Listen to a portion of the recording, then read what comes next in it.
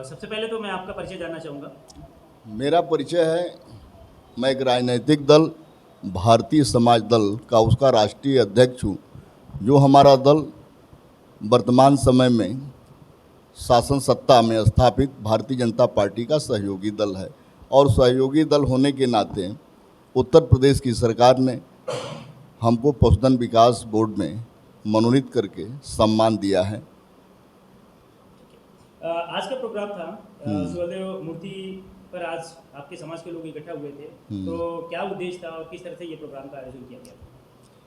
आज 10 जून है और 10 जून को महाराजा सुहेलदेव राजभर, जो राजभर के कुल गौरव रहे और उन्होंने एक बहुत बड़ा इतिहास रचा, जो भारतवर्ष के जमी पर 11वीं सदी में ऐसा दौर चला था जिसमें विदेशी आक्रांताओं ने भारत को लूट की वस्तु समझ लिया था। महमूद गजनवी और उसका भांजा मसूद सैयद सलार गाजी और तमाम भी आक्रमणकारी भारत को 2 स्तर से लूटते थे। पहला उद्देश्य था यहाँ के मंदिरों को ध्वस्त करके उसकी संपदा को लूटना, और दूसरा उद्देश्य था यहाँ की जनता को तलवार के बल पर इस्लाम में बदलना, यानी भारत की संस्कृति को समाप्त करना।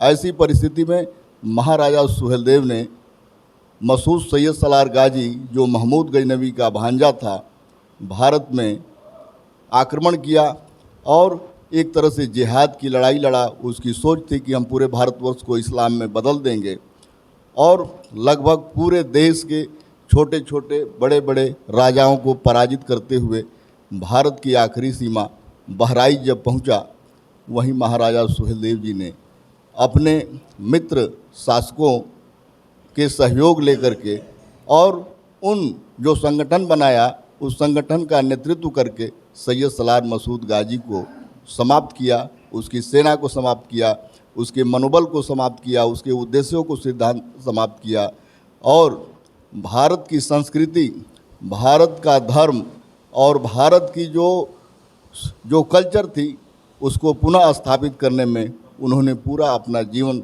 समर्पित किया। एक तरह से कहा जा सकता है कि यदि महाराजा सुहेलदेव नहीं होते, यदि महाराजा सुहेलदेव गाजी के तेवर को समाप्त नहीं किए होते, तो आज भारत में कोई हिंदू कहलाने वाला नहीं होता और कोई मंदिर सुरक्षित नहीं रहता। भारत पूर्ण रूप से 11वीं सदी में इस्लाम में बदल गया होता। ऐसी परिस्थिति में ऐसे महान योद्धा राजभर सुर महाराजा सुहेलदेव राजभर ने जो देश के लिए जो योगदान दिया है, उस योगदान को हम स्थापित करने के लिए 10 जून को, हर साल की भांति 10 जून को लखनऊ में जो शासन द्वारा प्रतिमा स्थापित है, उस प्रतिमा स्थल पर महाराजा सुहेलदेव का विजय दिवस मनाया गया और देश को यह संदेश देने का कार्य किया गया कि राजभर समाज के पूर्वजों ने देश के निर्माण में सबसे योगदान दिया है, इसलिए स्वतंत्र भारत में या प्रदेश में या देश में इनको मान सम्मान उस हिसाब से मिलना चाहिए जो अब तक नहीं मिला है, और इसके लिए हम प्रयासरत हैं। सरकार से भी इस संबंध में सरकार से भी कुछ आपका सहयोग मिल रहा है कि आपका अपने समाज के प्रति जो आपकी मेहनत और लगन रही है, और जो आप लगातार कई वर्षों से ये 10 जून पे प्रोग्राम होता रहा है सुहेलदेव जयंती को लेके, विजय दिवस को लेके, है ना, तो साल में हमको लगता है कि 2 बार आप यहाँ पे प्रोग्राम होता है, तो सरकार से भी कुछ आपकी मांगे रही है, जो सरकार आपकी सहयोग कर रही है क्या? हम सरकार से अपनी बात कह रहे हैं, क्योंकि राजभर समाज के पूर्वजों ने देश के लिए सबसे बड़ा योगदान दिया। देश के निर्माण में, देश की संस्कृति को, देश के कल्चर को स्थापित करने के लिए सबसे बड़ा योगदान भारतवर्ष में यदि किसी कौम ने दिया है तो वह राजभर समाज के पूर्वजों ने दिया है, क्योंकि शासक वही थे। इसलिए जो भी ताकतें आई उन्हीं से अधिकांश लड़ी, और लड़ते लड़ते जब परास्त हो गई, विरोधी लोग जब सत्ता में बैठे तो इस समाज का दमन किए, जर जोरू ज़मीन सब कुछ छीन लिए, दाना दाना के लिए मोहताज हुआ। 2-2 3-3 बार मुग़ल शासकों द्वारा कत्ल का फतवा जारी करके इस समाज को मिटाने का प्रयास किया गया, जिससे स्वतंत्र भारत से पहले अंग्रेज़ों की हुकूमत थी, उससे पहले मुग़लों की हुकूमत थी। दोनों दोनों सल्तनत, दोनों के शासनकाल में राजभर का भयंकर कत्लेआम हुआ, उत्पीड़न हुआ, जेल हुआ, काला पानी हुआ, फांसी की सज़ा हुआ, जिससे यह समाज सामाजिक, राजनैतिक, आर्थिक और शैक्षिक रूप से पिछड़ चुका है। इस समाज को विकास करने के लिए शासन द्वारा स्पेशल व्यवस्था उपलब्ध होनी चाहिए, जिसकी मांग मैं कर रहा हूं। इस पर प्रयास हमारा चल रहा है। समाज को क्या संदेश देना चाहेंगे आज? समाज को यह संदेश देना चाहेंगे कि समाज नसीहत ले और अपने संस्कार में, अपनी सोच में, अपनी नीयत में बदलाव लाएं।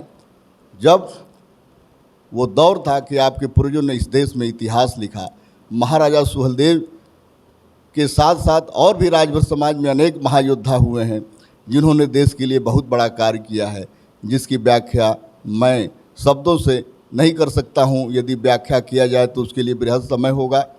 तो आज के दौर में उन पूर्वजों से संदेश ले कि हमें रहन सहन में, आचार विचार में और दिमागी स्तर से हम मजबूत हों, और इस स्तर से मजबूत हों कि हम समाज के जो अन्य वर्ग के लोग हैं वो हमें सम्मान की निगाह से देखें और यह कहने के लिए मजबूर हो जाएं कि आइए राजभर जी बैठिए, हम आपके लिए क्या कर सकते हैं, आप बताइए।